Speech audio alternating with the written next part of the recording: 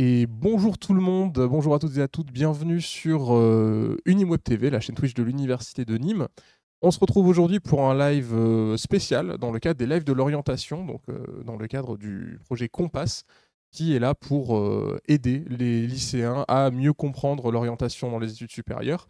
On est aujourd'hui à l'Université de Nîmes dans le cadre d'un live pour présenter la licence de droit. Je suis très bien accompagné aujourd'hui. Bienvenue à mes invités. Je vais vous laisser vous présenter pour l'audience. Merci. Je suis Sylvie Salle, je suis maître de conférence ici à l'Université de Nîmes en droit public et je suis également responsable des premières années en droit. Moi, c'est Sacha. Je suis étudiant en deuxième année de master, donc master de droit des affaires à l'Université de Nîmes et je suis également président de l'association de filière de mon master, l'association Master Éclat. Super. Merci à vous d'être présent. Avant de commencer, si jamais dans le chat il y a la moindre question sur ce qui va être dit, si vous vous questionnez sur la licence de droit, sur les études de droit, sur quoi que ce soit, que vous avez des questions pour nos invités, vous pouvez les poser à n'importe quel moment. J'ai le chat sous les yeux, je transmettrai. En attendant, je vais vous poser une première question. Si vous deviez présenter la licence de droit à une personne qui ne connaît pas, qui n'en a jamais entendu parler, comment est-ce que vous l'introduiriez? Alors, du point de vue enseignant ou du point de vue étudiant? Du point de vue enseignant pour vous, du coup. La licence de droit, c'est vrai que sans savoir exactement ce que c'est, ça doit à la fois faire peur et faire rêver. Faire rêver parce qu'il y a toute cette pop culture autour du droit avec les séries télé, les livres, la musique et autres qui renvoient au droit. Et puis en même temps faire peur parce qu'on se dit la licence de droit, ça doit être ces fameuses années d'études où on apprend quelque chose qui est de l'ordre du code, où ils doivent bien avoir des codes civils à avaler dans cette licence. C'est un peu aucun des deux, dans le sens où la licence de droit, mais ce sera confirmé juste après. La licence de droit, c'est un parcours d'études qui, de mon point de vue, est très chouette, en tout cas en termes de souvenirs et désormais en termes d'expérience enseignante. Et c'est aussi un parcours qui permet de mieux comprendre le monde dans lequel on vit. Oui, c'est vrai que comme vous le disiez, la licence de droit, elle est remplie de préjugés qui sont diffusés de plus en plus sur les réseaux sociaux, sur plein de choses. On s'attend à ce que la licence de droit, ce soit exclusivement du par cœur. Or, on se rend rapidement compte que dans cette licence, il y a une partie, évidemment, en première année, socle commun à acquérir, donc ça fait partie un peu du jeu, mais un peu comme dans toutes les études. Mais en fin de compte, voilà, c'est bien plus qu'on nous apprend, une manière de réfléchir, de raisonner, une manière aussi d'apprendre.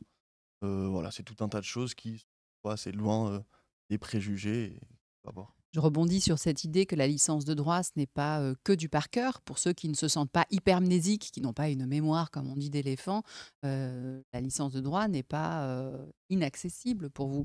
Car en réalité, il y a de tout. Bien sûr qu'il faut avoir des connaissances pour pouvoir les manipuler. Et l'art du juriste, c'est l'art de convaincre en réalité. Et donc, dans cet art de convaincre, ils vont, les étudiants qui, au fur et à mesure, deviennent juristes, sont juristes en herbe, vont manipuler des connaissances, des preuves juridiques en quelque sorte, pour parvenir à convaincre. Alors d'abord leurs examinateurs premiers, que sont les enseignants, les convaincre lors de l'examen, en démontrant leurs réponses par une dissertation, par l'analyse d'un texte, ce qu'on appelle un commentaire, mais ça vous le savez sans doute, par un cas pratique pour lequel ils vont trouver les réponses les plus justes et les plus fines possibles. Donc c'est bien sûr qu'il y a des connaissances à acquérir, mais c'est l'art plutôt de les utiliser pour arriver au mieux à raisonner et à convaincre l'autre. Parce que plus tard, alors on pourra en reparler sans doute des suites possibles d'une licence en droit, mais plus tard ils seront juristes, alors peut-être bien sûr avocats, magistrats, les grands mais pas seulement, dans un service juridique d'une grande entreprise, dans un service juridique de collectivité et bien d'autres choses encore. Donc c'est vraiment plutôt cela, l'art de raisonner, de convaincre, d'analyser, décortiquer, fourmiller, se disputer, discuter, se disputer encore, etc. Et vous avez compris donc que oui, il y a des connaissances, mais elles sont toujours dans l'objectif d'être utilisées. Super, merci pour ces réponses. Vous parliez des clichés du coup sur la licence droit, donc on a bien compris que le cliché sur on doit juste apprendre par cœur, c'est pas du tout le cas. Est-ce qu'il y a d'autres clichés qui reviennent régulièrement, que vous voyez chez les premières années ou sur les réseaux sociaux, à la télé, auxquels vous voudriez répondre, que vous voudriez débunker peut-être sur cette filière? Pour moi, l'un des clichés, ce serait il faut passer 15 heures pour préparer une dissertation. Ce n'est pas tout à fait juste. Alors bien sûr que tous les étudiants n'ont pas la même méthode. Chacun va au fur et à mesure développer la méthode qui lui paraît la plus intuitive, dans laquelle il se sent performant. Il y a une méthode classique qui bien sûr est enseignée, et après chacun l'ajuste. Euh, Se dire qu'il va falloir sacrifier tous les week-ends de sa vie, de toute une année, pour parvenir à réussir ses études. Ce n'est pas tout à fait juste, hein. Quand on voit le parcours d'études des étudiants, on voit bien que c'est plutôt une question d'organisation. Faire un rétro-planning, je sais que mes examens sont en décembre, je suis en septembre, je cale le nombre de semaines, quelles sont celles pour lesquelles je vais travailler, j'ai un contrat salarié, quels sont les jours que je balise pour cela, quelles sont les semaines qui seront des semaines de révision, quelles sont les semaines qui seront des semaines de travail un peu du quotidien, ainsi de suite. Et donc ce travail-là d'organisation, c'est du travail pré-professionnel. C'est comme si je me projetais dans une entreprise, j'ai des dossiers à traiter, je m'organise. Oui, voilà, moi c'est aussi pour reprendre ce que vous disiez sur la charge de travail. Bon, évidemment, c'est propre à chacun. Chacun a peut-être besoin de plus de temps que d'autres pour assimiler ses cours. Mais ouais, c'est vrai qu'on s'éloigne, en tout cas pour mon cas, je suis assez loin de cette idée de travailler des centaines d'heures par semestre, sacrifier mes week-ends. Je fais pas partie de ces gens-là. C'est plus vraiment arriver à avoir une bonne organisation de travail, une bonne méthode de travail. À mon avis, c'est ça tout l'enjeu au début, en tout cas à l'université. Et c'est la grosse différence entre l'université et le lycée. Et c'est là-dessus qu'il faut s'accrocher, je crois, pour vraiment parvenir à passer les différentes étapes d'un semestre, les différentes étapes d'une année, les différentes étapes de la licence. Il y a une part organisationnelle qui n'est pas à négliger, c'est sûr. Donc trouver sa méthode de travail efficace en sortant du lycée pour... Voilà, c'est vraiment Oui. ça qui, à mon avis, le point le plus important. Que ça vaut pour la licence de droit, et ça vaut pour toutes les autres filières, ça vaut pour l'université en général, je dirais. Mais les étudiants sont accompagnés pour cela. Enfin, dès le début, chaque enseignant, dès le premier semestre de la première année de licence, donnera des conseils dès l'arrivée des TD, c'est-à-dire les travaux dirigés disciplinaires, des conseils seront donnés. Donc au fur et à mesure, le pli peut être vite pris. Chacun adapte, bien sûr, mais c'est l'idée qu'il ne faut pas se décourager du fait de la quantité, de discipline, de la quantité de travail que l'on a l'impression qu'il faudra fournir. Là, je donne souvent cette phrase d'Épictète aux étudiants. Le tourment des hommes, finalement, ne vient pas des choses elles-mêmes, en l'occurrence, ce serait de l'idée qu'ils se font de la charge de travail, mais vient de l'idée de cette charge de travail. Donc ce n'est pas la charge de travail en soi qui est problématique, c'est l'idée que l'on peut s'en faire et qui peut bloquer parfois. La charge de travail, elle est peut-être un poil supérieure à celle du lycée, certes, mais comme il y a une plus grande liberté d'organisation, en réalité, cela peut être très bien vécu également. C'est vrai que pour les lycéens qui nous regardent peut-être, la transition entre le lycée et l'université, elle peut faire bizarre au début. C'est pas les mêmes méthodes de travail, on n'a pas le même nombre d'heures de cours. Du coup, en droit, c'est quoi le nombre d'heures de cours par semaine, les CM, les TD à quoi est-ce que les lycéens peuvent s'attendre en sortant du lycée en arrivant ici? Alors, par semaine, c'est compliqué parce qu'en réalité, c'est plutôt par volume. On parle de volume pour chaque enseignement. Il y a, par exemple, pour l'une des matières que j'enseigne en première année, le droit constitutionnel, 33 heures au premier semestre, 33 heures au second semestre, avec à chaque fois 12 heures de TD qui sont associées. Donc, cela permet d'avoir une idée, 45 heures au premier, 45 heures au second semestre. Et il y a 3 matières que l'on dit fondamentales qui ont exactement le même volume horaire et en CM et en TD. Et après, selon les disciplines, c'est sur le semestre 30 heures ou 24 heures ou un peu moins. Il y a différents modules. Et certaines semaines sont affectées seulement aux enseignements que l'on dit cours magistraux au tout début d'un semestre, avant que les travaux dirigés ne commencent, soit de méthode, soit disciplinaire. Donc des semaines qui pourraient paraître un peu allégées au début, peut-être un peu allégées aussi à la fin. Et c'est sur le cœur du semestre que là, il y a vraiment voilà, une sorte de routine assez importante qui se met en place. Donc, grosso modo, c'est difficile de vous dire exactement, si vous m'écoutez et que vous êtes au lycée en train de vous demander si ça vaut le coup ou pas de venir en droit, c'est difficile de vous dire c'est toutes les semaines 35 heures de cours. Non, ça dépend vraiment des semaines. Et en réalité, chacun s'adapte, hein. Je ne vais pas vous dire que vous ne devez pas venir en cours, mais si un jour vous passez votre permis sur un créneau de cours magistral, ce ne sera pas interdit non plus. Justement, on parle de cours magistral, travaux dirigés. Peut-être que dans l'audience, on a des gens qui ne savent pas ce que c'est. C'est quoi la différence entre les deux? Quelles sont les spécificités de chacun? De quoi on parle quand on parle de cours magistral et de travaux dirigés? Est-ce que vous voulez répondre d'expérience? D'expérience, puis j'ai peut-être pas les termes exacts, mais les cours magistraux donc correspondent aux cours en amphithéâtre, dispensés par les maîtres de conférences, en général sur 3 heures. Et puis les TD, les travaux dirigés, ce sont les heures de cours associées à certaines des matières, les matières majeures qu'on appelle, ouais, oui, que je dis pas de bêtises, oui, les majeures, voilà, c'est ça. Et donc, il y en a, en tout cas, en tout, il y en a 3 par semestre. Pour la première année, donc c'est droit constitutionnel, introduction au droit, introduction au droit, histoire du droit, pardon. Et la troisième, je l'ai oublié. Droit civil. Droit civil, voilà, ça recommence à remonter un petit peu la licence. Donc sont associés des heures de TD. En tout, j'ai pas le volume horaire en tête. C'est 12 heures. Voilà, 12 12 heures heures. ici à l'UNIM. Et donc, 33 heures de cours magistral. voilà. Et donc des travaux dirigés avec des devoirs à rendre. Exactement. Cela permet d'approfondir la matière, qui est une matière matricielle, qui est une matière essentielle, importante, vous l'avez compris. Et sans être bon juriste dans ces disciplines-là, on considère qu'on est passé à côté de quelque chose. Donc pour l'histoire du droit, le droit civil, le droit constitutionnel en première année, et puis quand on monte dans les étages de la licence, d'autres matières seront matières ATD, donc importantes, je pense au droit administratif par exemple pour la deuxième année. Ce sont des matières pour lesquelles vous allez avoir un panorama qui permettra à un moment donné de s'arrêter, ça c'est le TD qui le permet, sur une thématique précise et de s'interroger, de réfléchir avec les grands auteurs qui ont répondu aux questions importantes de cette discipline, s'interroger sur l'actualité aussi, voir ce que les juristes ont pu produire comme décision de justice un peu étonnante, etc. Donc c'est assez réjouissant en réalité le TD parce que c'est le moment où on a le temps, sur 1 heure et demie ou sur 2 heures, ça dépend des enseignants, on a le temps de vraiment réfléchir et en groupe.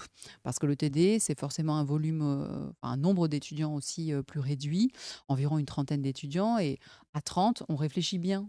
On peut interagir, on peut avoir du débat, on peut créer des battles, on peut exposer ses idées, et ce qui n'est pas possible évidemment en amphithéâtre lorsque la promotion est rassemblée dans son ensemble. Dans ce que vous venez de dire, il y a quelque chose qui me pique l'oreille. Introduire des battles. Vous faites vous affronter les étudiants.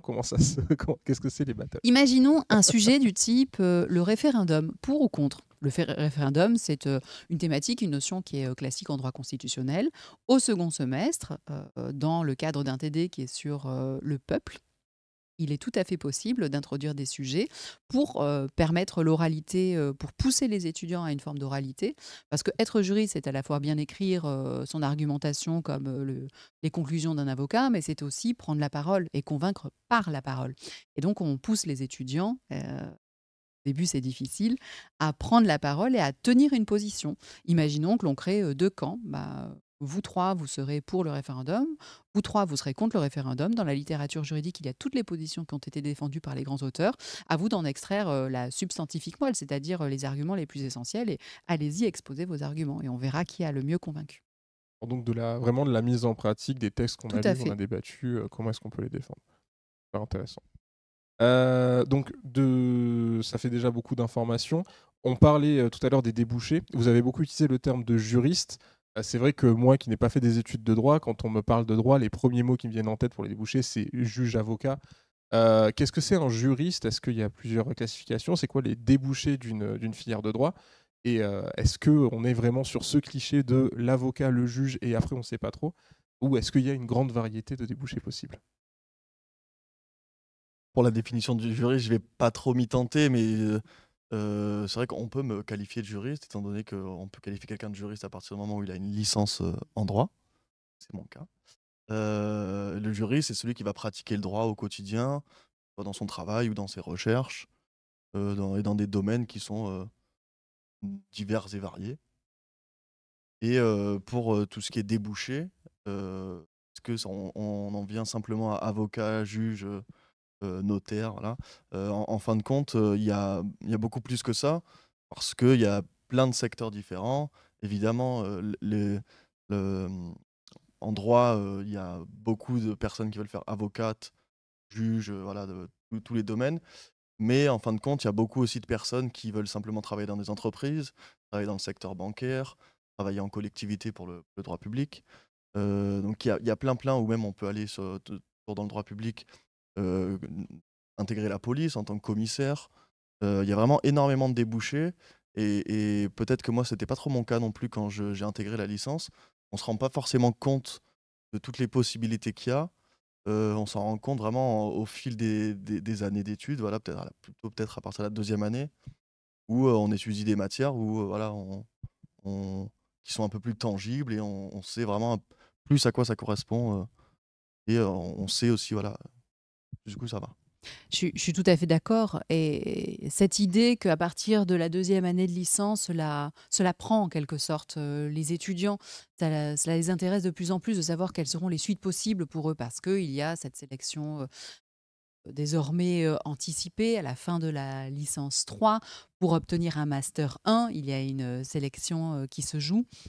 Et donc la question de l'orientation, désormais, c'est comme déplacée et arrive plus tôt dans les études de droit, là où avant, on se laissait un peu porter pendant les 2, 3 premières années.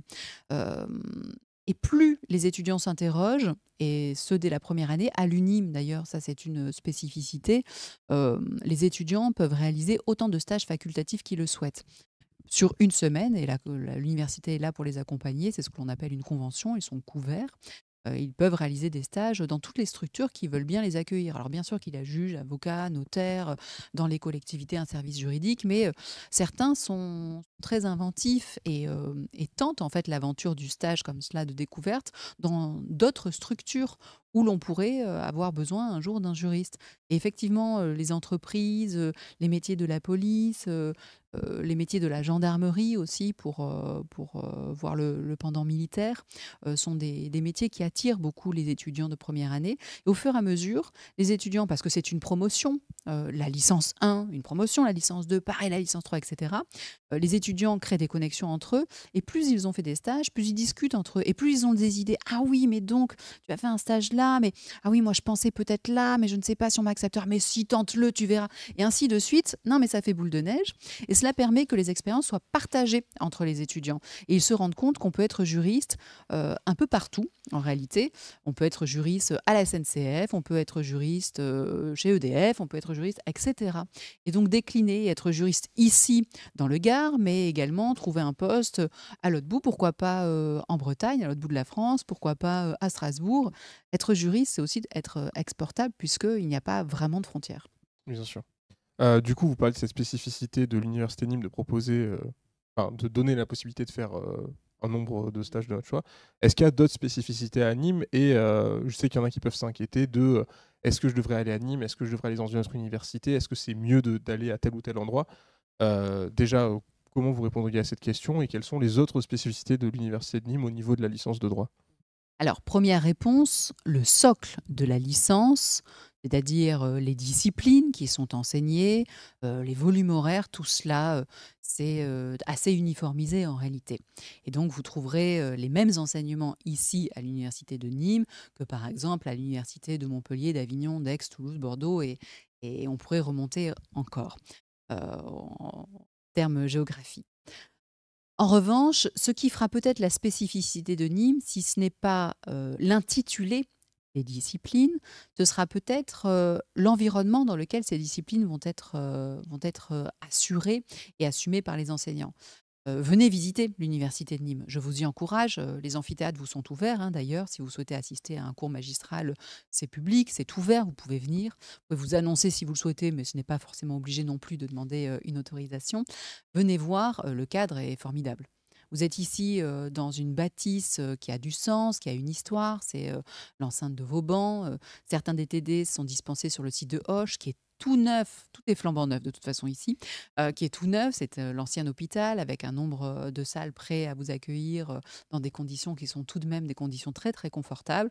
Vous avez juste là, à côté de moi, une salle de sport, derrière un gymnase, le restaurant universitaire qui fait aussi cafétéria et lieu d'accueil avec toutes ces terrasses en bois prêtes à vous accueillir lorsqu'il fait beau et même lorsqu'il ne fait pas beau. La bibliothèque juste au-dessus de moi, universitaire. Bref, en 3 pas, vous avez tout à proximité. Et c'est quand même réjouissant parce que le quotidien, me semble-t-il, est un quotidien qui est assez facile et confortable. La gare est à côté si vous n'habitez pas à proximité, tout est bien desservi. Bref, donc de ce point de vue-là, l'approche géographique et structurelle, c'est très, très confortable et très pratique. Et je rebondis sur les stages parce que c'est important. Toutes les institutions sont à 3 pas. La préfecture du Gard, le tribunal administratif, le tribunal judiciaire, la cour d'appel, toutes les institutions qui sont celles vers lesquelles les étudiants se dirigent en premier lieu pour des stages sont à moins de 10 minutes à pied, toutes. C'est exceptionnel. Mais super, merci pour cette réponse. Et du coup, en plus de ce fait qu'on est dans une université, on aime bien dire université à taille humaine. S'il y a des étudiants qui sont venus nous voir sur des salons ou pendant les journées portes ouvertes, c'est quelque chose qu'on répète beaucoup. Donc c'est vrai qu'on a aussi un contact qui est différent peut-être de plus grandes universités avec les enseignants et aussi avec les autres collègues de promo. Peut-être que tu pourrais nous parler un petit peu de la vie étudiante. Je sais qu'à Nîmes, on a une asso droit qui est super active. Est-ce que tu peux nous en parler un petit peu? Juste pour revenir sur l'idée de fac à taille humaine, on s'en rend vraiment compte, parce que d'expérience, je suis aussi allé à l'université de Montpellier. C'est vrai qu'on compare souvent les 2 universités parce que ce sont les plus proches. Hem, c'est vraiment différent parce que, peut-être mes chiffres seront pas exacts, mais en première année, je crois qu'il y a environ 400-500 étudiants. En première année à Montpellier, je crois qu'ils sont une 1 500 environ. Donc, hem, le contact avec l'enseignant sera peut-être plus difficile, sera peut-être, ouais, ce sera plus difficile tout simplement. Alors qu'à Nîmes, voilà, les profs sont plus accessibles, dans des amphis tout neufs aussi comme vous le disiez, parce que la fac fait peau neuve. Donc c'est ça qui est génial et en plus, il y a, la vie étudiante qui, continue de se développer, comme vous le disiez avec, l'asso droit. Nous, de notre côté, au niveau du master, on a une association de filière, l'association Master Éclat, avec laquelle on essaie d'organiser, au maximum des événements, pour les étudiants, heu, pour notre promotion aussi parce que c'est une association de filière, et l'asso droit qui se développe de plus en plus pour tous les domaines, que ce soit, soirée étudiante, cet aspect-là, mais aussi sur l'aspect pédagogique. Là, récemment, il y avait le concours d'éloquence, voilà, pour leur faire un peu de pub, Mais oui, et c'est plein formidable. de conférences. Formidable. Le concours d'éloquence, euh, c'est l'un des exemples, parmi d'autres, de ce que sont capables d'organiser les étudiants ici. Et c'est assez incroyable. Ils ont mobilisé des partenaires, ils ont créé un moment, en fait, un moment de partage entre, bien sûr, les étudiants qui participaient, mais entre les étudiants qui participaient au concours et ceux qui ne participaient pas, qui étaient simplement observateurs, mais également avec l'équipe enseignante, tous ceux de l'extérieur, qui sont à l'extérieur de l'université et qui ont rejoint l'université pour participer en tant que membres du jury. Donc, c'est un exemple parmi d'autres, évidemment, mais ça donne une idée de ce qu'est la synergie. Voilà, c'est cela. Il y a une forme d'émulation et de synergie à l'UNIM qui caractérise peut-être un peu plus qu'ailleurs ce qu'est le quotidien des étudiants. Ben, merci beaucoup pour ces réponses. Peut-être un point qui inquiète le plus les lycéens qui peuvent nous regarder, c'est la question des spécialités, au lycée. Quelles spécialités peuvent amener vers des études de droit? Qu'est-ce que vous conseilleriez? Est-ce qu'il y a des spécificités, des spécialités bloquantes ou pas du tout? Comment est-ce que ça se passe à ce niveau-là pour le recrutement en licence de droit à Nîmes? Alors, je ne peux pas vous dire quels seront les paramétrages des différents algorithmes sur les 10 années à venir. Je n'ai pas de visibilité là-dessus. Moi, j'ai le sentiment, mais c'est très personnel. Je vais vous donner d'abord un avis subjectif avant d'en venir à l'avis peut-être plus objectif, enseignant-chercheur. J'ai le sentiment qu'il faut s'exprimer là où on se sent à l'aise et que si votre passion, c'est par exemple la physique-chimie de laboratoire ou le théâtre, c'est pourquoi vous en priver si votre lycée vous l'offre. Si cela vous permet de vous épanouir et de performer, comme l'on dit aujourd'hui. Bon, évidemment, les études de droit sont des études qui sont liées aux sciences humaines et sociales, et donc on pourrait avoir tendance à se dire qu'il faut avoir fait beaucoup de philosophie, beaucoup de français, beaucoup d'histoire géo, beaucoup de matières qui ont un profil un peu sciences politiques. Euh, je ne suis pas je n'entre pas dans ce cadre-là, puisque pour ma part, j'ai passé un bac scientifique, donc, et je vois bien que parmi les étudiants qui nous rejoignent chaque année, il n'y a pas finalement de préférence à réaliser entre ceux qui viennent des sciences dures, ceux qui viennent d'une certaine attirance et attraction pour la littérature et déjà au lycée les sciences humaines et sociales et notamment les sciences économiques. je crois que chacun a sa place. Et c'est ce qui est assez passionnant d'ailleurs avec les études de droit. C'est qu'il vaut mieux d'ailleurs qu'il n'y ait pas ce cloisonnement. Parce que cela permettra d'avoir des juristes et des environnements dans le monde du droit qui se déploient dans tous les aspects du droit. Parce que le droit, on n'en a pas trop parlé, mais c'est le droit public, c'est la fonction publique, les relations avec l'État, c'est le droit privé, le droit de la famille, c'est un peu de tout. Et donc, si vous venez d'un peu partout, personnellement, cela me convient et je crois que ça correspond au projet. Après, d'un point de vue stratégique, évidemment que si vous avez déjà suivi des enseignements qui vous ouvrent au monde du droit, à travers des enseignements un peu de géostratégie et surtout de sciences politiques, vous savez ce qu'est l'État, vous savez ce qu'est un conseil constitutionnel, vous savez ce que c'est que l'institution divorce, etc. Ben, vous avez comme une petite longueur d'avance, mais cette petite longueur d'avance, finalement, est vite rattrapée par tous ceux qui vont réaliser leur première semaine en droit. Voilà, moi, pour justement faire suite à ce que vous dites, moi j'ai fait un bac S, donc aussi également. Avant de faire droit, j'ai même fait une année de PACES, qu'on appelle PASS maintenant. Donc voilà, pour dire aussi, exactement rejoindre ce que vous disiez, il y a un peu tous les horizons. Quand je suis arrivé en droit, j'étais pas le seul à sortir d'une année de médecine. On était, je dirais peut-être 4-5.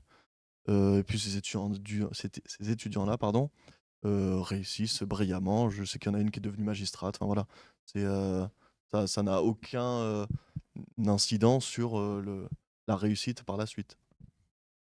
Ok, super, merci pour cette réponse. Puis alors, arrêtez-moi si je dis une bêtise, mais il me semble que le droit, c'est une filière qui met beaucoup en avant la culture générale et qui permet d'acquérir une certaine culture générale. Donc c'est vrai que d'avoir des étudiants qui viennent un peu de différents horizons, ça permet aussi d'étendre un petit peu tout ça et peut-être, avec cet effet de promo, de s'entraider à ce niveau-là. Donc, bah, merci beaucoup pour Tout ça. à fait. Ouais. Et je voulais, en vous écoutant, cela m'est venu, je voulais également dire aux lycéens, peut-être futurs étudiants en droit qui nous écoutent, que si vous êtes dans la situation d'avoir un régime particulier pour vos études, je pense à la dyslexie, puisqu'un Twitch avait été organisé sur la question de la langue française il y a quelques semaines, les études de droit ne sont pas un obstacle. Euh, Déjà parce qu'il y a un accompagnement. Il est tout à fait possible d'obtenir un tiers-temps aussi à l'université, comme on a pu l'obtenir au lycée ou au collège. Et je le vois, nombre d'étudiants qui font partie de la grande catégorie des 10 réussissent très bien. Et ce n'est pas parce qu'il y a un rapport à l'écrit qui est très fort en droit que cela empêcherait les étudiants de réussir même à ce niveau-là. D'autant que l'oralité est bien souvent mise en avant et que il n'y a pas d'obstacle plus fort pour les uns que pour les autres. Là. Merci beaucoup, c'est vrai que c'est rassurant pour les étudiants et d'ailleurs de savoir qu'il y a plein de dispositifs d'aide en première année. Il y a du coup les accompagnements pour les personnes dans des situations spécifiques. On a le tutorat qui permet aux étudiants d'avoir des conseils d'étudiants des années supérieures, des possibilités d'avoir un accompagnement par le BA2IP, le Bureau d'aide à l'information et à l'insertion professionnelle. Énormément de choses qui sont là pour vous aider, pour vous accompagner. Voilà. C'est vrai qu'on ne l'a peut-être pas suffisamment dit, mais à l'université de Nîmes, on mise sur la collaboration entre les étudiants et le fait que les étudiants ne passent pas un concours mais un examen. Un concours, ben oui, bien sûr que il faut seulement quelques-uns réussiront. Un examen, c'est très différent. Plus vous êtes nombreux à réussir droit à l'examen, plus nous sommes heureux. Et donc, on fait en sorte que vous ayez des relais, des réponses qui viennent aussi de vos pairs. Le tutorat est un très bel exemple. Et c'est une réussite. Cela permet aux étudiants bien de se sentir accompagnés par ceux qui sont déjà, voilà, qui ont déjà passé les obstacles et qui sont situés dans les années supérieures de la licence. C'est vrai qu'on peut avoir ce cliché au lycée, quand on rentre à l'université, on est livré à nous-mêmes en pâture devant des enseignements qu'on ne comprend pas. Il y a énormément de choses pour vous accompagner, même si c'est vrai que la part du travail personnel prend plus d'importance par rapport au lycée. Il ne faut pas non plus s'inquiéter et se dire que vous allez être complètement perdu, livré à vous-même. Il y a plein de choses pour vous aider, pour vous accompagner. Bien sûr, moi je dis toujours à mes étudiants en première année, vous êtes seul face à votre copie d'examen et c'est normal, vous êtes seul au moment où vous rédigez votre devoir maison et c'est normal, dissertation, commentaire ou autre.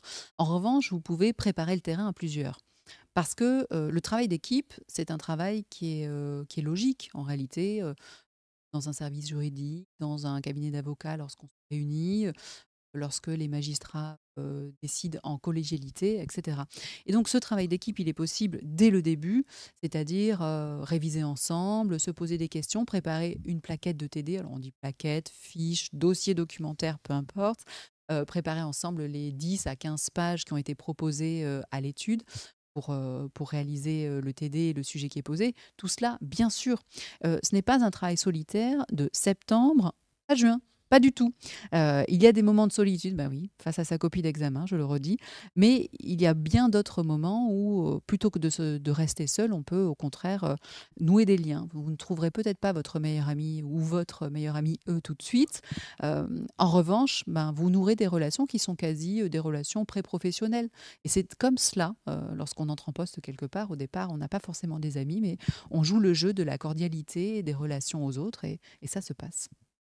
Sacha, tu Non, vas oui, dire. cette collaboration entre étudiants, moi, c'est vraiment en rentrant, parce que c'est l'exact opposé de médecine. Ou médecine, on est là, vraiment, il y a une concurrence parce que il y a ce concours, etc. En droit, il y a plus cette collaboration. Moi, c'est durant cette année-là que j'ai rencontré les gens qui font partie de mes meilleurs amis. Donc voilà, ça rejoint ce que En vous droit, on dites. garde longtemps ses meilleurs Voilà, amis. peut-être mon futur collaborateur, je Oui. ne sais pas. Oui, c'est ça qui est intéressant.